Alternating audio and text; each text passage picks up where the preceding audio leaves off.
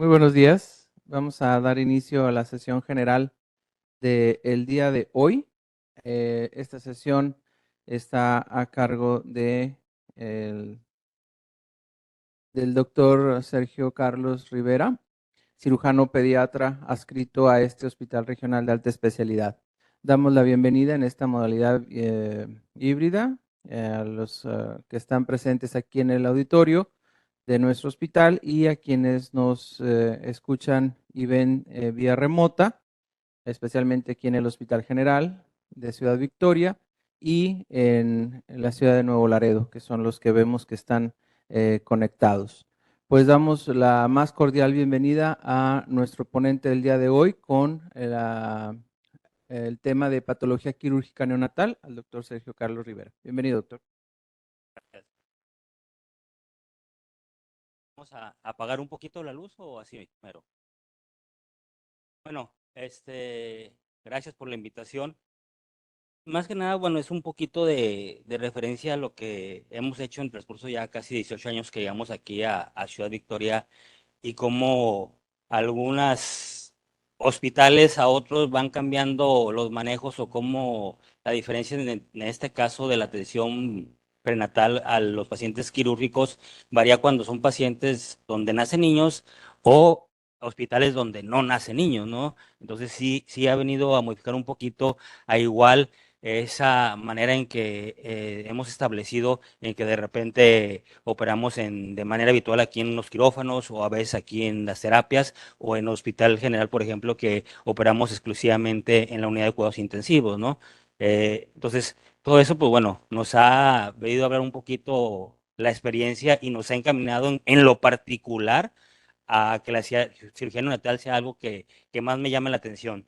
Eh, o definitivamente las anomalías congénitas, que es la parte gruesa que manejamos los cirujanos pediatras, fue lo que hizo que en este caso naciera la especialidad de cirugía pediátrica, ya que habitualmente fueron cambiando de cirujanos generales que se dedicaban a operar cirugía pediátrica, ahora pues bueno, ya pediatras que se dedican a hacer cirugía pediátrica, aunque en Estados Unidos sigue siendo así, cirujanos generales que operan niños, y bueno, eso aparte de que han mejorado los aparatos, las pinzas, la laparoscopía, los diámetros de los tamaños de los puertos, la nitidez de los monitores, todo eso, en todas las áreas que está inmiscuido, pues bueno, ha hecho que la sobrevida de este tipo de patologías que siguen siendo todavía en algunos casos muy complejas, ya sea gastrosquisis, hernia diafragmática, esofágica, cada vez son niños que afortunadamente menos llegan a fallecer, ¿sí? Las infraestructuras de la terapia intensiva, pues bueno,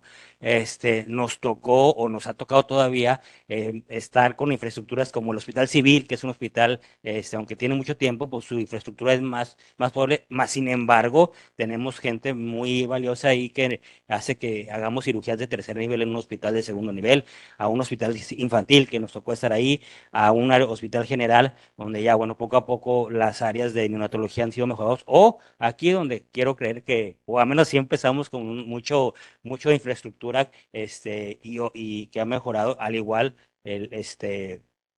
la supervivencia de los niños prematuros cada vez han sido mejores. Claro que los niños, si recién nacidos, tienen ciertas consideraciones de, de este, pues desventaja en aquellos niños que llegan a término, pues bueno, estos niños prematuros que cada vez tienen más sobrevida, pues no pueden mantener su temperatura corporal, tienen más problemas a nivel pulmonar, por presencia de dificultad respiratoria, que requieren ventilaciones por mucho tiempo, afección de la función renal, la función inmadurez, incapacidad para convertir las infecciones, las alteraciones hepáticas, renales, todo lo que ya sabemos que conlleva a poner catéteres, a poner alimentarios parenterales que sí aumentan la sobrevida, pero también nos va a llevar una serie de problemáticas que poco a poco nos ha sido posible conocer y atender, en este caso por el área de neonatología. Es muy importante que nosotros cuando tengamos que meter un paciente en prematuro o recién nacido a un procedimiento quirúrgico, tengamos toda la infraestructura y toda la gente que nos va a ayudar, y podamos tener, pues bueno, sangre, tener una buena ventilación, una buena temperatura, una descompresión gástrica, accesos vasculares, que cada vez, bueno, ya afortunadamente los catéteres, por punción en los prematuros, los percutanos ya nos han hecho que no tengamos que ser tan agresivos en poner disecciones. En algunos lugares sí son muy agresivos, aquí solamente en caso necesario, y tener todos los consentimientos informados y un transporte adecuado, porque ya hemos visto que en algunos pacientes el puro traslado del área de UCIN hasta quirófano, pues bueno, puede sufrir un chorro de alteraciones que después son complicadas atender, ¿sí? Puede haber una estabilidad hemodinámica, dificultad para mantener una adecuada oxigenación. ¿Por qué? Porque es muy habitual que se nos mueva el tubo endotraqueal, una ventilación, alteración de la ventilación del paciente y la hipotermia, ¿sí? Que ahorita vamos a ver que es una de las cosas que más hemos batallado porque, no sé, nos ha tocado en quirófanos totalmente fríos que no tienen manera de bajar la temperatura, no hay colchones térmicos, a veces empezamos a operarlos porque no teníamos esa experiencia, a fuerza tener que pasar el paciente de su cama, su cuna térmica, yo los operaba en la mesa quirúrgica y la verdad es que a veces no teníamos ni colchón térmico. Entonces todo eso empezamos a ver cómo afectaba al paciente en su desarrollo, en su proceso de cirugía, ¿sí? Cualquier paciente recién nacido que tengamos en nuestra área de UCIN o que son referidos, pues bueno, tenemos signos de alarmas que nos pueden hacer pensar que tengan algún problema de tipo quirúrgico, incluso desde el prenatal, el periodo prenatal. A veces es que tiene antecedentes de polidramnio, que hay con cialorrea, que no pase la sonda, que sí ha pasado que de repente no pasa la sonda, no nos damos cuenta, se da vuelta y resulta que tiene una atresia esofágica, que tenga un residuo gástrico, que tenga distensión abdominal, abdomen excavado, presencia de vómitos, ausencia de meconio, tumoración abdominal y síndrome dificultad respiratoria. Todos estos son signos que nos pueden dar muchas patologías que ahorita vamos a mencionar, que nos puede hacer la sospecha que ese paciente puede ser potencialmente quirúrgico, ¿sí? Aunado que, bueno, todos sabemos que la respuesta al estrés quirúrgico o la respuesta a inflamación sistémica va a ser muy diferente en un prematuro, en un recién nacido a término, en un escolar, en un preescolar, en un adolescente o en un adulto. Entonces, todas esas variaciones que puede presentar este paciente tenemos que estar muy al pendiente desde que no tengan apnea, que se tenga que intubar, la temperatura, eso es bien importante, aumento de demanda de oxígeno, aumento de catecolamidas y disminución de la presión de insulina que tenemos que ir vigilando y tenemos que tener en cuenta en todas las factores que en algún momento de manera involuntaria que lo hacemos, pueden hacer que esos pacientes tengan efectos importantes de hipotermia, ¿sí? El ayuno, la exposición de la piel, sí, la exposición, por eso ahora de manera habitual operamos a los niños, aunque es un poco más incómodo tanto para anestesia y para nosotros el operarlos en una cuna térmica, porque a veces las cunas térmicas aquí están bien chidas porque suben y bajan y te puedes acomodar muy bien, pero si toca una cuna térmica en el general o en el civil que estás empinado así, 2 horas, pues terminas con la cintura toda fregada, ¿no? Pero bueno, la idea es mantener la temperatura adecuada del niño, la exposición visceral, la infusión de fluidos fríos o la deshidratación, todos estos son factores que pueden hacer que ese niño nos puedan llevar a una hipotermia perioperatoria. Estas son las consecuencias, nos va a llevar a hipoxia, acidosis, va a ser una liberación de ácido láctico, hipoglicemia, pues puede haber disminución de la producción de surfactante y todos los cambios que puede presentar ese paciente antes y después del procedimiento quirúrgico. Bueno, afortunadamente, puedo decir afortunadamente o a veces, no en todas las áreas, el ultrasonido, pues bueno, ya se convirtió en una herramienta muy habitual para para la evaluación de los embarazos, sobre todo aquellos embarazos de alto riesgo, aunque aún así, en esas alturas todavía tenemos muchos errores o no tenemos diagnósticos bien establecidos por parte de la gente que se dedica a hacer ultrasonidos o desafortunadamente se ha llenado en el mercado médicos ultrasonografistas que no tienen tanta experiencia y nos puede llevar a errores previos a la atención del paciente, especialmente quirúrgico, ¿sí? La mayoría se pueden detectar los defectos a finales del primer trimestre o al principio del segundo trimestre, dependiendo de cada caso en particular. No solamente la ecografía, sino también actualmente la resonancia magnética, sobre todo en los aparatos que aquí no hay nuevos en los cuales los tiempos de exposición son mucho más rápidos y se pueden realizar en pacientes más pequeños o en pacientes, en mujeres embarazadas donde ya desde la edad, desde la antenatal pueden presentar alteraciones como un teratoma coxagocigio o una hernia nefrática que ya se puede diagnosticar de manera más adecuada con una resonancia magnética. Pero bueno, la resonancia magnética básicamente empezó para evaluar el sistema nervioso central del feto, pero poco a poco se le han dado unos mejores usos, ¿sí? Otras de las cosas que nos pueden ayudar en la miocentesis, que cual se ha convertido en estándar para las alteraciones cromosómicas o por cariotipo, otras pruebas que se pueden hacer, muestra las velocidades coriónicas, marcadores químicos, muestra de la sangre umbilical percutánea y células fetales en la circunvalación materna. Todo esto nos va a ayudar de manera indirecta o directa a ver si ese paciente puede tener alguna alteración cromosómica o algún marcador que nos pueda hacer pensar en alguna patología que nos tenga que poner alerta. Claro que algunas pueden tener, como la muestra de obesidad crónica, pueden tener más riesgo una que otra, ¿sí? Dentro de la prevalencia de las malformaciones congénitas, pues bueno, como pueden ver, más o menos es 260 por cada 100,000 nacimientos, tomando en cuenta los que nacen vivos, los que se mueren y los que llegan a término, ¿sí? Las que nomás, los que vemos nosotros más frecuentemente, como la hernia diafragmática 2.8 por cada 10,000, atresia adrenales, esofágica, perdón, atresia intestinales, más en cuello, lesiones torácicas, renales y el teratoma sacrococcigio. Esto, pues bueno, uno no puede hacer todo, tenemos que tener un equipo multidisciplinario dentro de lo posible. Yo creo que cada vez tenemos más personas capacitadas en los demás hospitales, ya que muchos compañeros que se forman en nuestras instituciones se quedan a trabajar en los hospitales. Y pues bueno, la idea es que tengamos un equipo, un quirófano y un equipo adecuado. Como les decía, pues bueno, aquí el saber en qué momento podemos operarlo en la UCIN o en un quirófano, ginecólogos y perinatólogos. Ya en la práctica, nosotros como cirujanos hemos tenido broncas en la cuestión de en qué momento tenemos que hacer algún desembarazo o ponernos de acuerdo en cierto tipo de pacientes. Entonces, de manera habitual es muy raro, pero en algunos hospitales sí tenemos una buena coordinación, pero es muy importante que nosotros incluso como cirujano tengamos una plática con los papás antes de que nazca el niño para decirle cuál va a ser su pronóstico, cuál va a ser su terminación, cómo lo vamos a tratar y cuáles son sus posibilidades de éxito, ¿sí? Cardiólogos, pediatras, cirujanos pediatras, neurocirujanos, urólogos, enfermeras quirúrgicas, y esto es súper importante, ¿sí? La, los defectos de la pared abdominal, yo creo que para mí en lo particular, conforme he pasado en los diferentes hospitales que he trabajado, yo creo que es el que ha venido a tener una mayor evolución en el tratamiento de este tipo de pacientes, ya que, bueno, me tocó la suerte de estar en el hospital infantil y ahí no nacían niños, entonces todos los niños que llegaban ahí de gastrolitis, todo, ya venían complicados, ¿sí? Y nos tocó algunas, manejos ya muy obsoletos que poco a poco se han ido cambiando y ha ido mejorando su pronóstico, ¿sí?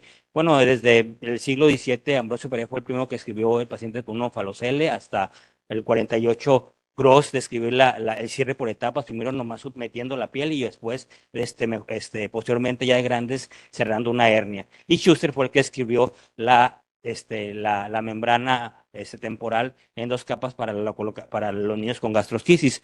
Esas también han ido mejorando desde, me tocó que ponían bolsas de ciplo con gasas adentro, con una compresa húmeda, así era como envían a los niños, entonces llegaban en muy malas condiciones, ¿sí? Entonces, Allen y Warren ya establecieron la colocación de un silo y un cierre este, posterior a poneurótico, y bueno, con lo que mencionaba, pues con todo lo de la terapia intensiva, pues ha mejorado mucho su sobrevida. Alfa beta proteína es una proteína que va a estar presente en los pacientes con detección con gastritis falocele. El ultrasonido, pues bueno, va a mostrar la gastrocrisis aquí, la presencia de ácidos intestinales libres, si al lado derecho del cordón umbilical, ¿sí? Y el onfalocele, pues es central. La diferencia es que, bueno, este está libre y este tiene la presencia de un saquito, ¿sí?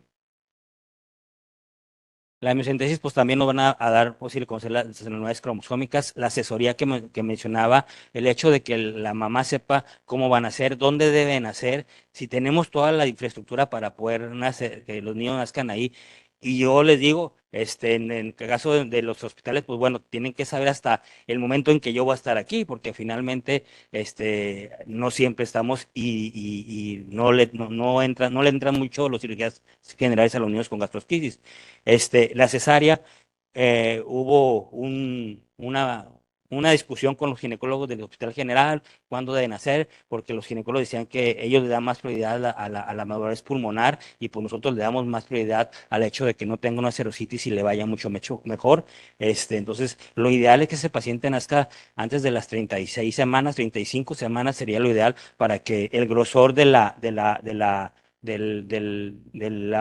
pared del intestino no esté tan grueso y sepamos que podamos tener esa facilidad de poder hacer un cierre de manera primaria, ¿sí? Entonces, la gastrosquisis, como mencionaba, pues bueno, es un defecto lateral del cordón umbilical, es un defecto menor de 4 centímetros, no contiene saco y produce una cirrosis intensa en las últimas semanas de la gestación y se va a presentar por 1 a 2,5 por cada 5,000 nacidos vivos.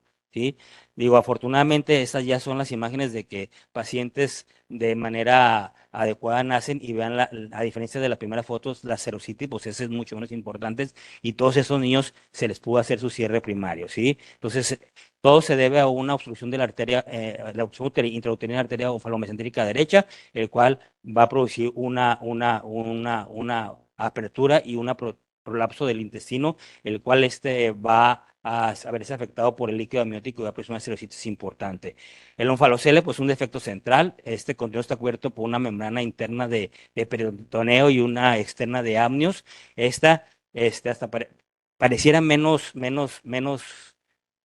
a la visión menos fea, pero este paciente puede tener más complicaciones de tipo genética y malformaciones congénitas. Entonces, esta puede tener una diferentes dimensiones, desde una hernia muy pequeñita hasta una gran cantidad de hígado, sobre todo es el que nos va a dar la parte del pronóstico, ¿sí? Esto se debe a una falta de migración y fusión de los pliegues a nivel de la pared abdominal, ¿sí? Factores predisponentes, pues madres con edad, de edad corta o de menores de edad, que cada vez se están prestando más, niñas con embarazos, estados económicos bajos, el uso de medicamentos, alcohol, cigarros, y se asocia sobre todo la gastrosquisis, la onfalocele, a anomalías cardiotípicas como el síndrome de Patau-Edar y Down, ¿sí? Aquí, ya en el tratamiento inicial, pues bueno, como mencionaba, esto ha ido mejorando. Ya, afortunadamente, lo ideal es que el paciente nazca en un hospital donde se pueda dar la atención inicial, aunque sea esa, inicialmente por el médico que la recibe, o si es posible, que de ese momento nazca el paciente y ya tengas otra sala para poder cerrarlo, o inclusive nosotros lo cerramos en su misma cunita donde se hace la atención inicial, ¿sí?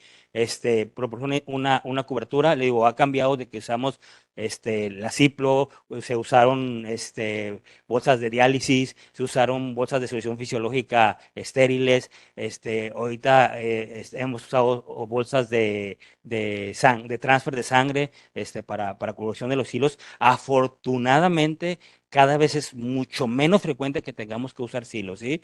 Este, prevenir la hipotermia, la reacción adecuada de líquidos, esto es bien importante porque la mayoría de los pacientes que son referidos son niños que llegan con un déficit hídrico muy importante porque las pérdidas son extremadamente altas, ¿sí?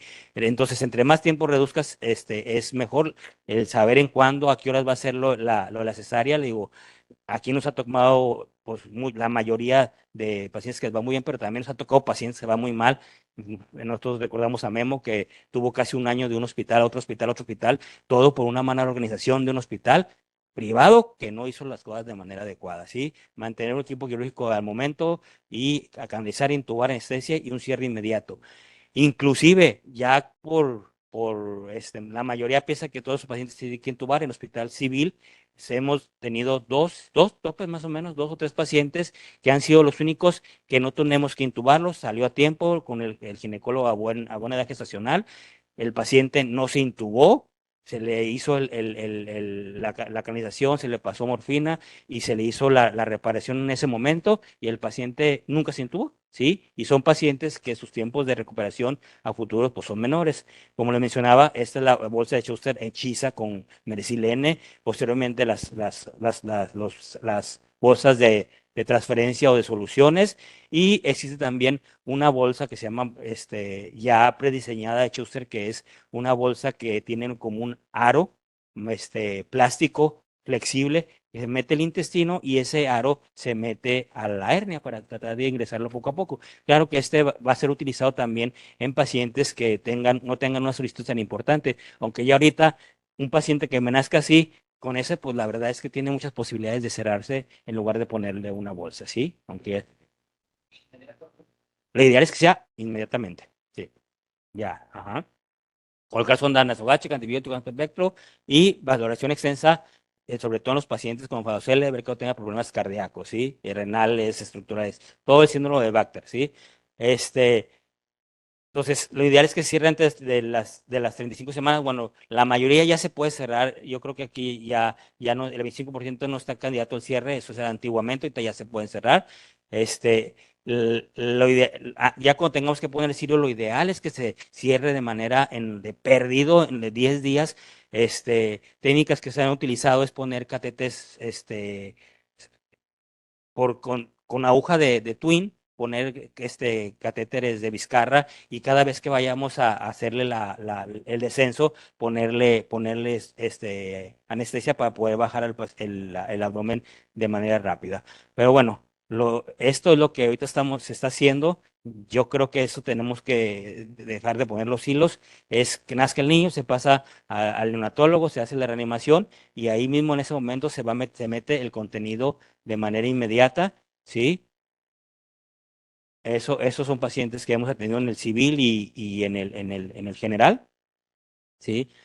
Aunque de repente tenemos pacientes que ya tienen 2, 3 horas. Estos niños, inclusive, me han hablado porque estoy fuera de la ciudad y llego 4 horas después y ya están súper inflamadas. A veces sí me da oportunidad de poder meterlas, o no en su totalidad, a veces amplío un poquito la herida, o a veces he hecho este tipo de situaciones, de poner como un tipo de bolsita de Bogotá para no aumentar, porque también tenemos que tener en cuenta que a meter las asas intestinales a un abdomen que no está capacitado para tolerarlas, pues son pacientes que vas a aplastar el riñón, vas a disminuir el flujo venoso, vas a disminuir el flujo renal, vas a aumentar las presiones intratorácicas. Entonces, tenemos que tener en cuenta que tenemos que trabajar muy a la mano del neonatólogo para ver que esos tipos de complicaciones no lleguen y sobre todo evitar este tipo de pacientes que ya no llegan complicados de otros hospitales. Este paciente es paciente demante, que así lo mandaron ya perforado, ahí nomás le pones la bolsita, lo derivas ahí donde Dios te da a entender y ya posteriormente mejora y lo será. Y ese niño va a tener como unos 10 años más o menos, ¿sí? Igual las técnicas quirúrgicas que nos tocó hacer, pues bueno, cerrar a todos, aunque teníamos el intestino bien, pues a lo antiguo nos tocaba, ampliaba yo la herida y cerraba, ¿sí? Ahorita afortunadamente ya no y cerramos por tiempos. Nos tocó a veces tener esos pacientes complicados más en el infantil y llegar a poner fascias latas en la pared y que se fuera cerrando poco a poco o poner algún tipo de sustancia mercurial para poder hacer que se inflamara y se pudiera cerrar, ¿sí? Y el onfalocele, pues bueno, el onfalocele puede ser muy sencillo o muy complejo dependiendo del diámetro y la presencia del hígado en las estructuras. Es un onfalocele que aunque tenía una bolsa muy, muy grande, ¿sí? Y tenía el hígado muy expuesto, la piel nos dio suficiente espacio para poder cerrarlo, ¿sí? Pero algunos onfaloceles no, o algunos onfaloceles, este onfalocele, tenía casi todo el hígado, la mitad del hígado hoy metido en el defecto, se abrió, no se pudo, le pusimos ¿cómo se llama? Su silo, poco a poco lo fuimos metiendo, después lo cerramos y lo reforzamos con una fascia lata.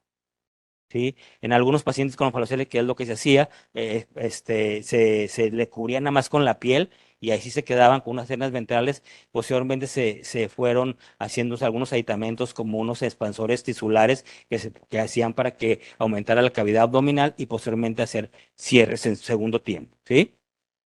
Como todo esto ha ido mejorando, ya los pacientes que se cierran de primera instancia ya son pacientes que se puede iniciar la eliminación enteral a las 2, 3 semanas, pero aquellos pacientes que se cierran por etapas o se les pone, bueno, es muy importante el que ese se haga un diagnóstico temprano, como es la hernia diafragmática congénita o de Bogdalek, entre la semana 8 o 10, esto hace que al no cerrarse los pliegues pleuropulmonares, el intestino al regresar a la cavidad abdominal se mete al tórax y esto que hace que el pulmón no pueda desarrollarse de manera adecuada. El diafragma, pues bueno, tiene diferentes orificios, que esto dependiendo de dónde sea la patología, pues va a ser el nombre. La de los posterolaterales son los de Bogdalek, los retroesternales son los de Morgagni y pueden ser las hernias de hiato, ¿sí? El 80% a 90% van a ser del lado izquierdo, porque en el derecho pues también puede haber, pero ahí tenemos menos broncas porque el pulmón, porque tenemos el hígado y evita que el pulmón tenga menos restricción, ¿sí? También el 93% se puede ver con ultrasonido, la hernia, el corazón, el pulmón, ¿sí? Y con una resonancia, ¿sí? Esa se puede detectar en la, ¿cómo se llama? Se puede detectar en las finales del primer trimestre, ¿sí? Ya cuando nacen, pues bueno, son niños con dificultad respiratoria, deformidad torácica, simetría en la movilidad, abdomen excavado y ríos peristático en tórax, ¿sí? Esa es la imagen que de repente nos topamos. Son pacientes que tienen no tiene aire el estómago puede estar todo en el abdomen o puede estar arriba y se ve ese tipo de imagen donde es el intestino que está dentro del tórax o algunos pacientes que pueden tener una hernia diafragmática convulsa que pueden pasar desapercibido y se hace el diagnóstico hasta ya que estén más grandes con con un tránsito, un colon por enema en el cual podemos encontrar el problema. El tratamiento es muy vasto en cuestión de la hernia diafragmática, eso se los dejo a los neonatólogos, pero bueno, vasodilatadores pulmonares, reemplazo surfactante, ventilación de alta frecuencia, oxígeno nítrico hemo, la intervención quirúrgica que hace abierta o laparoscópica. Yo creo que aquí donde vino en la cuestión laparoscópica, el tratamiento de la hernia diafragmática es el avance que has tenido. ¿Por qué? Porque de alguna manera es más rápida, es menos trauma, aunque sí, la cirugía laparoscópica en estos pacientes, pues bueno, tiene que ser en pacientes muy seleccionados. Se han hecho algunos estudios o algunas tratamientos de cirugía fetal en los cuales al paciente se le pone un clip o se le pone un balón, ¿cómo se llama? A las 24 semanas. ¿Para qué? Para que ese balón a nivel traqueal evite la salida de la embolización del líquido a nivel pulmonar y esto hace que el pulmón empiece a aventar antes de nacer el contenido intestinal hacia el abdomen y abriendo, pues se sale el paciente, se saca el globito y eso hace que, que el paciente tenga menos complicaciones, aunque la verdad es que todavía los resultados son malos hasta la actualidad. ¿Sí? La cirugía abierta, la mayoría de las cirugías hacemos por abordaje abdominal izquierdo y la cirugía mínima, eso todavía se hace en poco, la mayoría se hacen por toracoscopía. Eso va a depender del tamaño del defecto, el lugar del defecto que se haga por vía abdominal o por vía torácica, ¿sí?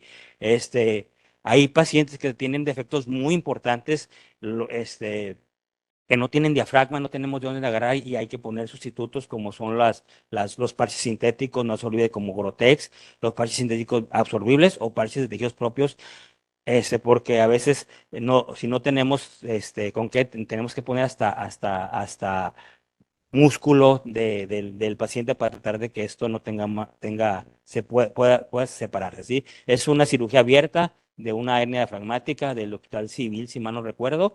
Pues aquí podemos ver el defecto y cómo cerramos, afortunadamente, nada más con puros puntos simples el defecto y es una por toracoscopía en el cual se rechazan las asas intestinales y el vaso y todo lo que está en el tórax, se cierra y cuando no es posible cerrarlo en su totalidad, pues bueno, se le puede poner un parche. ¿Sí? La obstrucción intestinal también es una patología muy frecuente. Casi siempre nos damos cuenta, a ver, cuando naces o ya sin atención prenatal porque el intestino, el estómago tiene una cantidad de líquido de manera importante, o ya en una placa donde podemos ver la presencia de burbujas, dependiendo de la cantidad y el tamaño de burbujas, va a ser la altura de la obstrucción, ¿sí? Una atresia duodenal, generalmente son pacientes que, pues nos empiezan a vomitar, a veces puede ser biliar, a veces, la mayoría es biliar dependiendo del lugar de la obstrucción, ¿sí? Aquí podemos ver cómo está el estómago y el duodeno.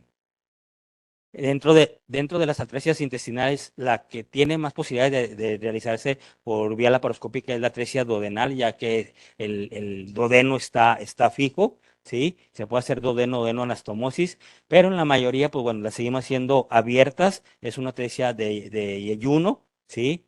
En lo cual está una decisión muy importante. La mayoría de estas atresias requieren resección o plastías de reducción para poder hacer una adecuada anastomosis atrezias como este tipo que son más complicadas porque tienen malformaciones tanto en el tamaño del intestino como en su irrigación, o atrezias múltiples que tienes que tener grandes cantidades de intestino y después estar batallando con los síndromes de intestino corto.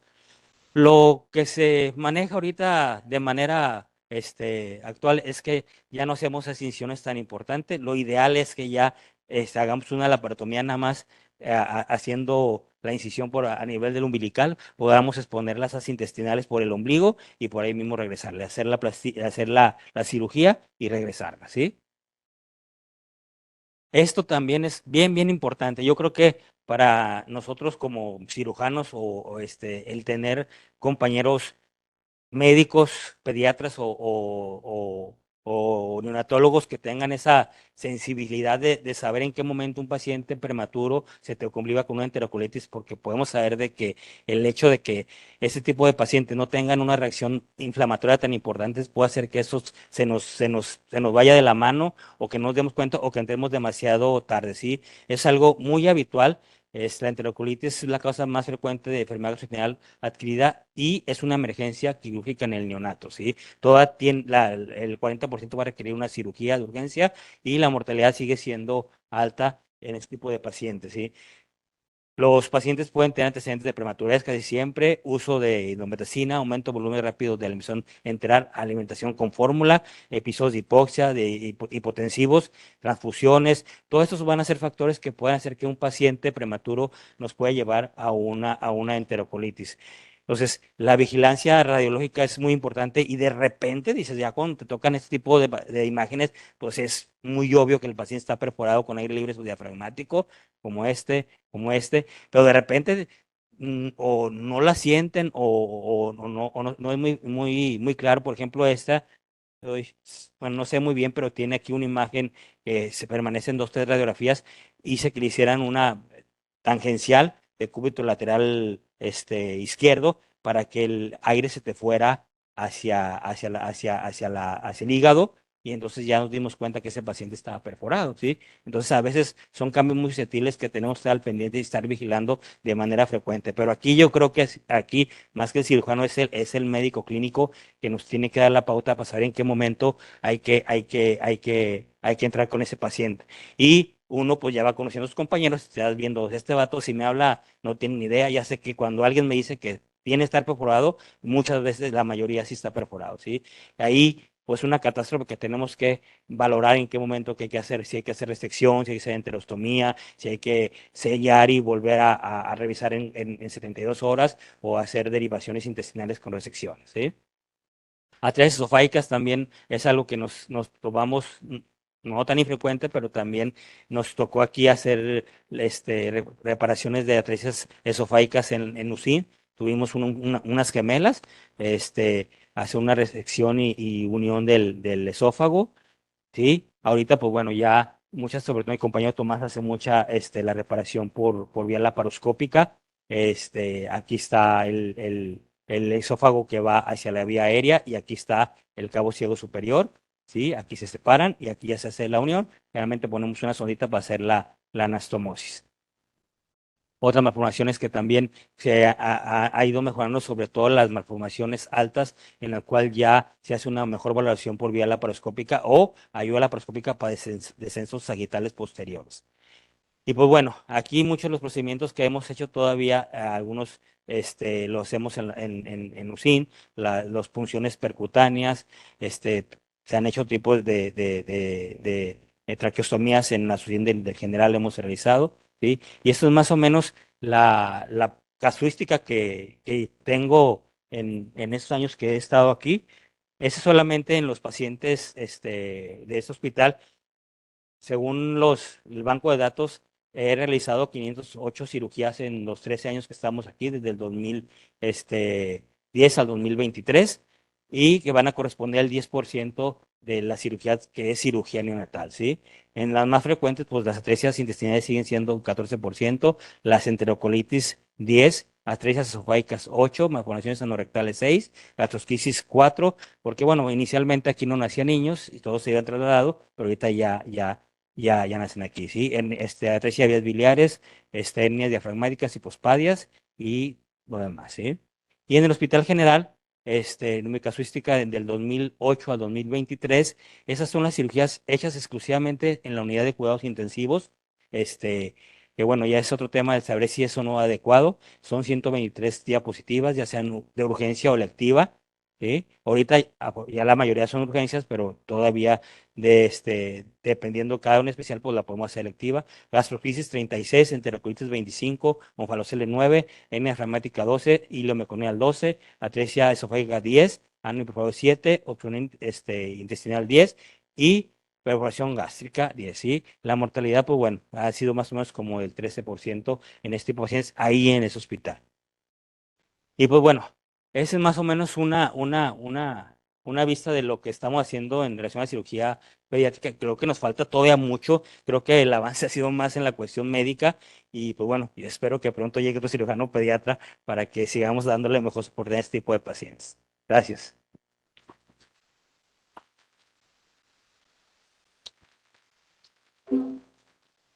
Muy bien, agradecemos al doctor Rivera y si existieran preguntas o comentarios por parte de la audiencia, tanto presencial como a distancia. Pero yo quiero felicitar al doctor Sergio Rivera. Uno, por tu capacidad, doctor. No cualquier hospital tiene esa capacidad resolutiva en el tipo de cirugía neonatal. Yo creo que somos de los pocos hospitales en el estado que hace ese tipo de procedimientos. Quizás México no lo sepa, porque siempre cuando vienen de México vienen con cierto tipo de circunstancia indicada, pero a lo mejor no conocen. Se hace en nuestro hospital junto con tu grupo pediátrico, el doctor Berlanga y el equipo médico en total, la cirugía neonatal, inclusive en cuidados intensivos. Tu casística es muy alta y con excelentes resultados. Estamos hablando de 508 en el regional y 123 en el hospital general. Esto habla de tu enorme experiencia, habla de aquí tengo que ser personalizado, tu enorme capacidad, tu enorme conocimiento en el manejo de esta área. Esta práctica sería bueno que lo sepan los ginecólogos para que ellos en su momento y tiempo indiquen y que haya ese binomio ginecólogo cirujano pediatra para que sobre todo en ónfalo y gastrocrisis que se haga todo a tiempo y no que andemos a las carreras y que esto y que Sergio, ¿dónde estás? En fin, ya cuando se ponen de acuerdo es cuando las cosas cambian. Sinceramente, muchas felicidades a tu equipo, al equipo del doctor Berlanga. Tenemos el orgullo, Sergio. Es un privilegio tenerte como cirujano, sinceramente, porque no fácilmente encuentra uno gente experimentada en el manejo de estas patologías. Muchas gracias y una vez más te felicito. Gracias, doctor. ¿Alguna otra consideración? Bueno, pues nos resta agradecer al doctor su participación. Muchísimas gracias por tu apoyo. Gracias.